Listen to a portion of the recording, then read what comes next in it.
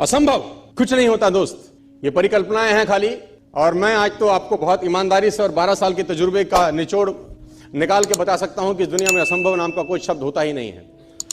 इंसान कभी भी चंद्रमा पर नहीं पहुंच सकता, पृथ्वी विज्ञान की अधिकतम सीमा है। डॉक्टर ली दी फॉरेस्ट मशहूर वैज्ञानिक हुए, बहुत बड़े साइंटिस्ट हुए। एक स्टेटमेंट इन्होंने पास किया 1955 के अंदर, 1955 ही पास द स्टेटमेंट कि इंसान कभी भी चंद्रमा पर नहीं पहुंच पाएगा। It is impossible for a human being to cross Indian globe, earth globe. और पृथ्वी विज्ञान की अधिकतम सीमा है, लेकिन किसी बहरे ने इस बात सुना नहीं। और पहुंच गया एक आदमी अपना बस्ता उठा के, जिसका नाम था इन 1969। और उसके बाद तो स्पेस जर्नी ऐसी हो गई जैसे आप और मैं अभी पतिया और बैंकॉक चले जाते हैं। लॉर्ड केल्विन बहुत बड़े साइंटिस्ट हुए, उनका स्टेटमेंट आया कि सिर्फ पक्षी उड़ान भर सकते हैं, हवा से भारी मशीन का उड़ान भरना असंभव है। इट इज इम्पॉसिबल कि हवा से कुछ भी भारा हो और वो उड़ सके, क्योंकि ग्रेविटी उसको गिरा देगा। लेकिन तमाचा मारा इन लोगों ने, तमाचा मारा और लिख के दिया कि हमने साइकिल के स्पेयर पार्ट से इंसानों को पक्षी बना दिया। साइकिल के स्पेयर पार्ट से इंसानों को पक्षी बना दिया। 16 साल लगे राइट ब्रदर्स को जहाज का निर्माण करने में, लेकिन इन लोगों ने उसकी बात नहीं सुनी कि जो कहते थे कि वायु का सिद्धांत तुम्हारे विपरीत है। यह बात भंवरे को कही जाती थी कि भंवरा वायु के सिद्धांत के कारण कभी जीवन मोड़ नहीं सकता, क्योंकि उसके पंख उसके शरीर से हल्के रहते हैं। लेकिन भंवरा साला किसी स्कूल में गया नहीं आज तक। माई doctor told me I will never walk again. मेरे डॉक्टर ने मुझे कहा कि तुम कभी चल नहीं सकोगी। My doctor told me you will never walk again. My mother told me I would, and I believed my mother rather than doctor. Wilma Rudolph एक ऐसी एथलीट हुई जिनको पोलियो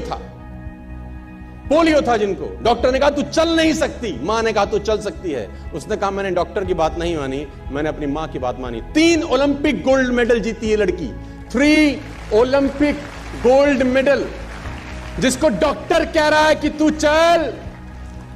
लेकिन मां क्या बोलती है? मैं आपको उदाहरण देना चाहूंगा सर। बहुत छोटे थे अल्बर्ट आइंस्टीन, दुनिया के महान वैज्ञानिक में से एक हुए, मंदबुद्धि कहा जाता था। 8 साल के थे, घर पहुंचे, मां को चिट्ठी दिया। When he was 8 years old, came to his home, given letter to his mother. मां को एक चिट्ठी दिया, मां ने वो चिट्ठी पढ़ा। 8 साल के थे, और चिट्ठी में प्रिंसिपल का खत था उसकी मां के नाम।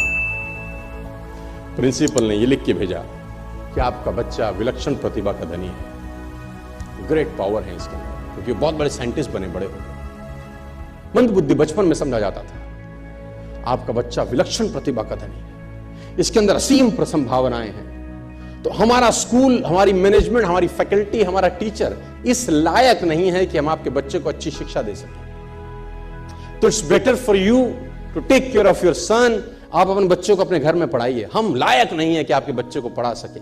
और उसकी मां ने पढ़ते पढ़ते आंखों में आंसू ले आई और उसने बच्चे को कहा कल से तू स्कूल नहीं जाएगा, मैं तेरी परवरिश घर पे करूंगी, क्योंकि तेरा टीचर तुझे इस लायक नहीं समझता। मतलब वो अपने आप को इस लायक नहीं समझते। बच्चा खुश हुआ, मोटिवेट हो गया और लग गया। उसकी मां का निधन हो गया। वो अल्बर्ट आइंस्टीन बहुत बड़े साइंटिस्ट हो गए।